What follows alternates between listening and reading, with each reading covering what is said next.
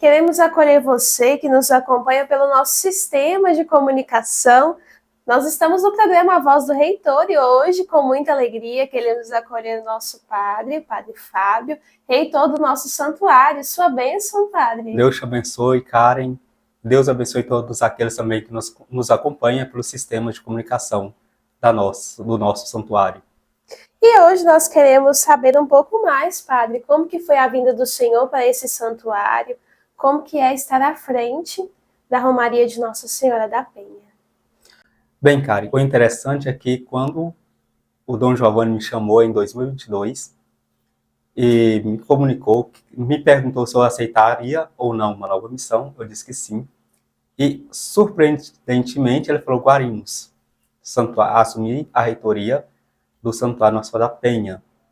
Naquele momento, eu não vi muito sentido. Eu olhava para mim e dizia: olha, o que eu vou fazer lá? Qual que é a minha missão? Mas eu disse sim, confiei na graça de Deus, e aqui estou. No dia 14 de dezembro de 2022, eu fui transferido, foi minha posse aqui, como pároco e reitor desse santuário, já que também o santuário também é uma paróquia. E assumindo, no início eu tive um grande choque, porque eu vim de uma paróquia grande, que é a paróquia Nossa Senhora Aparecida de Minaçu, onde o atendimento é muito assíduo, muito firme. E como tem muitas pessoas, a gente atende muita gente. Quando cheguei aqui, depois da posse, era eu, secretário, e eu. É até engraçado. Então, foi a primeira semana, não teve atendimento de confissão, não teve atendimento espiritual. Aí eu fiquei assim, gente, agora eu vim para cá para ficar parado. Só que eu precisei de me adaptar. Como eu estava muito ativo, agora eu pensei, eu tenho a oportunidade de ser mais contemplativo. Eu tenho a oportunidade de rezar mais, de estar mais aos pés da mãe, de conversar com ela, de ter uma vida espiritual mais elevada. E a partir daquele momento, eu acolhi o santuário, não apenas como se eu tivesse assumido um papel ou uma missão, mas eu escolhi como um estilo de vida. E disse para mim mesmo, enquanto eu estiver aqui, vou dar o meu melhor e vou caminhar segundo a vontade de Deus na minha vida. E, já que eu estando aqui no santuário, foi para de adaptação, comecei a observar que a maioria dos eventos do santuário acontece no primeiro semestre. Começa então em março, o padre começa a se preparar para a novena de São Sebastião, que acontece no final de abril. Aí, a novena de São Sebastião é a novena onde que todo o povo guarinense se dedica para trabalhar, para ajudar, já que na Romaria o trabalho se torna mais tenso e eles também querem viver o momento deles. Isso é compreensível, isso faz parte, mas todos estão abertos também para o trabalho. Bom, terminando a preparação para o novena de São Sebastião, o que acontece? O padre tem que sair para pedir bezerro com a sua equipe. É tão bom quando você sai e as pessoas, nossa, o padre veio na minha casa, não veio só pedir, mas ele veio trazer Deus também, porque o padre, querendo ou não, ele é a representação de Deus na vida dos seus fiéis. Aí ali, pedimos bezerro, depois vem a novena São Sebastião, vem o leilão. Terminando essa batalha, vem outra que começa poucos dias depois, o quê? A preparação para a novena Nossa Senhora das Graças, em Mandinópolis, que é em maio. Terminando no final de maio para o início de junho, terminando a novena Nossa Senhora das Graças, inicia-se a novena de Santo Antônio de Pádua, na comunidade de Santo Antônio, que já é bem próxima à Romaria. Então, no primeiro semestre é muito corrido, mas passou apenas um ano para uma adaptação. Exatamente, padre. A rotina é diferente da onde o senhor estava anteriormente, mas trazendo também aqui o santuário de Nossa Senhora da Penha. É bonito de ver também a dedicação do senhor. O senhor está há 4 anos à frente do santuário? 3 anos e 6 meses. Bendito seja Deus por esse tempo que o senhor está à frente do santuário aqui de Nossa Senhora da Penha. E muita coisa já também mudou na Romaria, né, padre? Exatamente, né? Eu vejo um lado positivo aí, talvez, né, para muitos só ver o lado negativo. Eu vejo também um lado positivo com a Covid-19 que teve, porque o povo, né, começou a perceber mais que precisa de Deus para continuar na caminhada. Então o povo começou a se dedicar mais à vida espiritual. Isso é bom, né? Não é que a pandemia foi boa, mas estou dizendo que nós tiramos algo de bom daquilo que foi ruim. Isso não consegue fazer essa transição, né? Para aí, um período da nossa história não está bom, mas o que nós podemos fazer para melhorar? É aí que é importante. É aí que entra, né, a igreja. Espera aí, a igreja vai indicar os caminhos. E qual é o melhor caminho? O de Jesus Cristo. Então, mostrando o caminho que se deve seguir, o povo começa a viver também melhor, já que depois do período pós-pandêmico, nós vimos aí várias crises, de modo especial, depressão, ansiedade, tantas coisas que apareceu. Mas a igreja vai, o santuário Nossa da Penha, melhor dizendo, vai trabalhando para que a pessoa, ela, além de encontrar-se com Deus, ela também possa encontrar consigo e ver a sua importância, o seu papel no seio da igreja e no seio da comunidade. Amém, Padre, é isso mesmo. E queria perguntar também para o Senhor sobre o tema da Romaria deste ano. Mulher, eis aí teu filho, filha, eis aí tua mãe. Como que foi a inspiração desse tema, Padre? Como que é a preparação para esse tempo também de Romaria Nossa Senhora da Penha?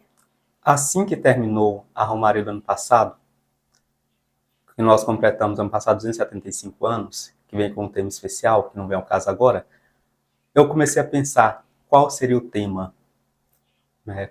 E eu queria que fosse um tema de inspiração bíblica, não algo tirado da minha cabeça, não uma frase formulada por ninguém, mas queria que fosse uma inspiração bíblica.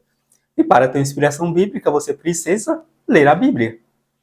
Então eu peguei o Evangelho de São Lucas, li ele todinho, peguei o Evangelho de São João, li ele todo, e li o final dos Evangelhos de Mateus e de Marcos. E certo dia eu estava na capela, quando eu peguei a passagem que passava sobre as 7 palavras de Jesus na cruz ali, no final do Evangelho de São João, o que aconteceu quando passava ali naquele episódio? Eu vi uma das palavras de Jesus que me chamou a atenção. Mulher, eis aí o teu filho, filho, eis aí a tua mãe. Eu pensei, esse é o tema. Mas não é só pensar no tema. Tem que pensar também o que esse tema vai ajudar na vida das pessoas.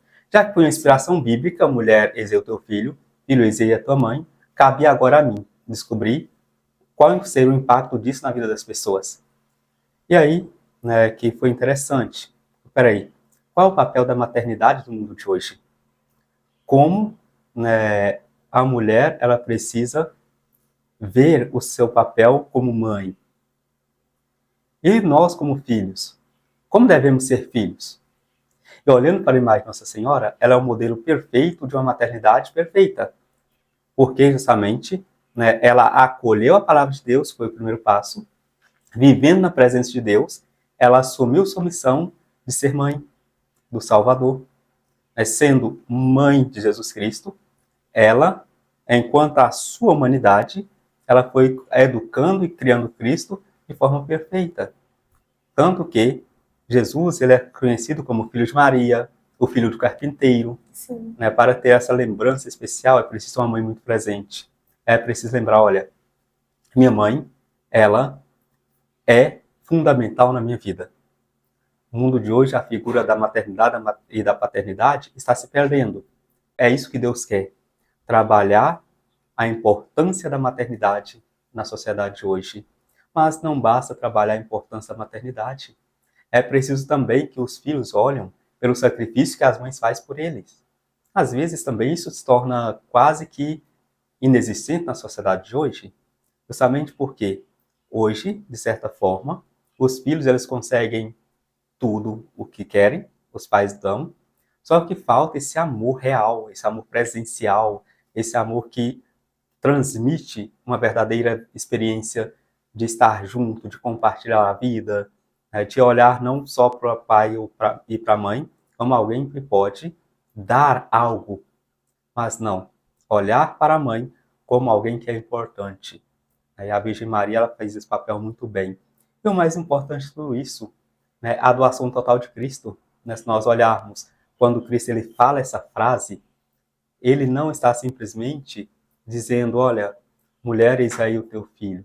Mas ele está dizendo, em outras palavras, né, que tudo aquilo que tem, até a própria mãe, ele nos dá de presente. E aí cabe o filho a acolher essa mãe, cabe o filho a olhar para ela e pedir intercessão. E nós sabemos pela experiência humana, muito, muito bem, que a mãe sempre dá um jeitinho de ajudar o filho ali. Eu lembro quando eu era criança que eu pedi ao pai alguma coisa e falava não. E sempre eu chegava na mãe primeiro, mãe, eu pedisse pro pai, se não deixar a senhora falar com ele para mim, né? E a mãe sempre dá um jeitinho. Sim. Né? E é feliz aquele filho que cuida, que zela, que caminha com a mãe, que ele é obediente, como Jesus foi. Lembra da passagem, né, que Jesus ele fica perdido no templo, e Nossa Senhora e José voltam para procurar no templo. E ali, né, no final do diálogo entre os dois, o evangelista Lucas vai dizer: e Jesus era-lhe submisso, isto é, obediente a seus pais. Né? Olha que exemplo perfeito de Cristo.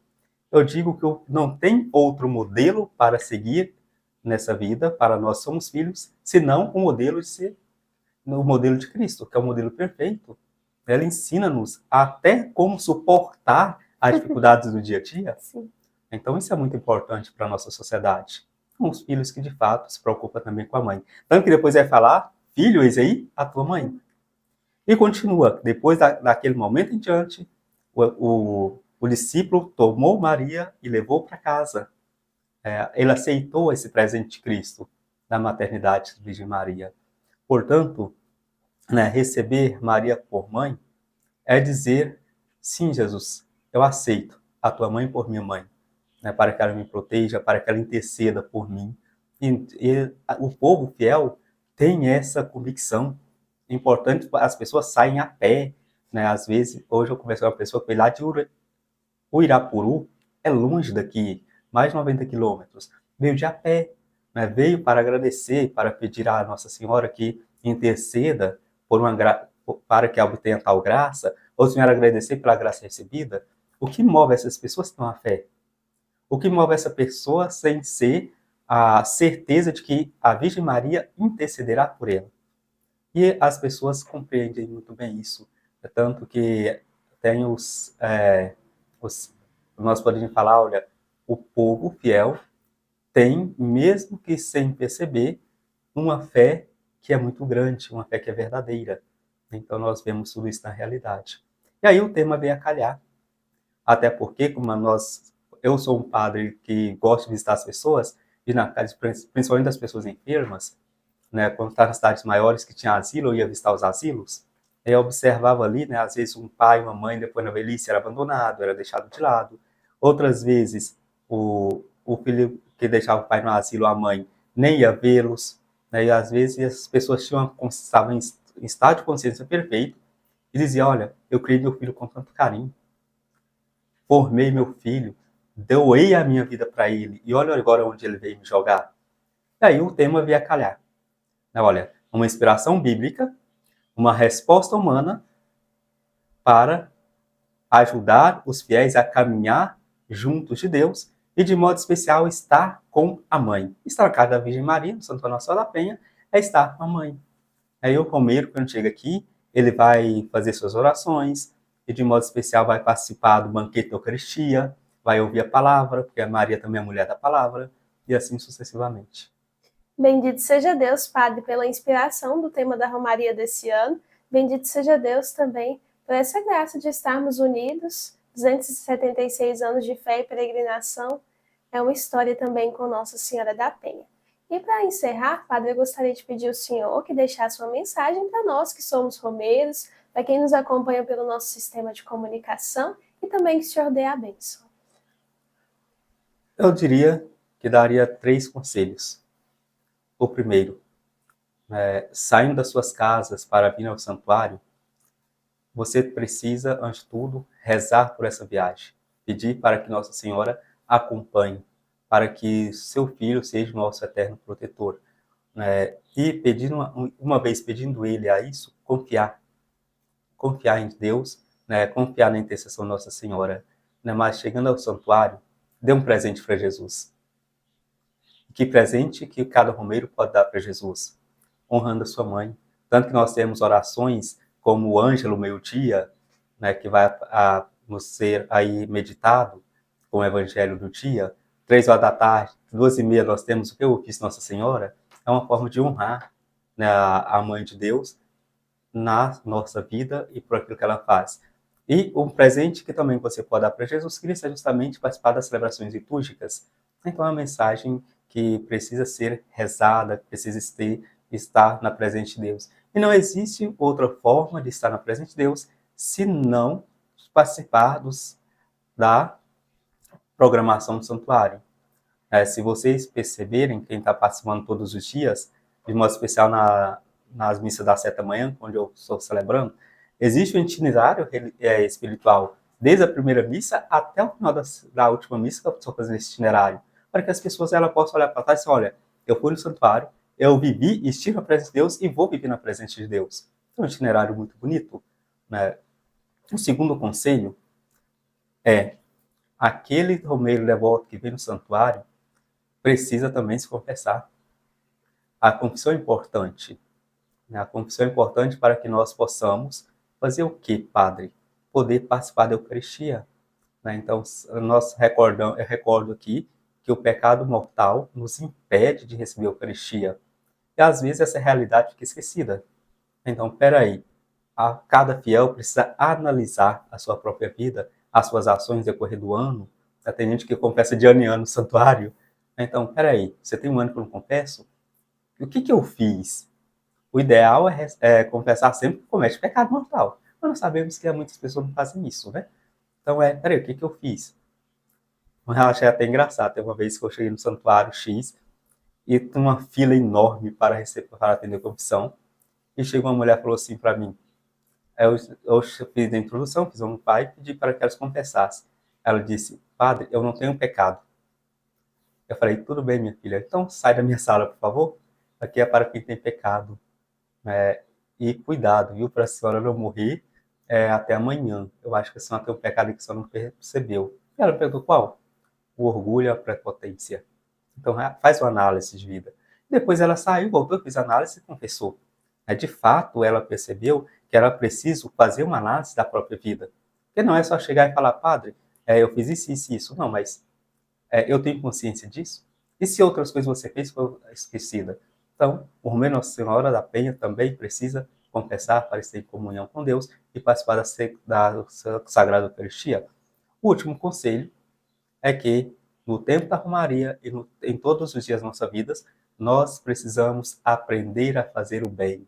Amós, na primeira leitura de hoje. Então, aprenda a fazer o bem e odiar o mal. Então, esse aprender a fazer o bem, nós traduziríamos no terceiro tripé da Romaria, viver a caridade. É importante viver a caridade. A caridade em casa, a caridade no trabalho, a caridade na relação entre os amigos, né? Ter compaixão do outro, isso é importante. 3 coisas, então, que o Romeiro não pode faltar.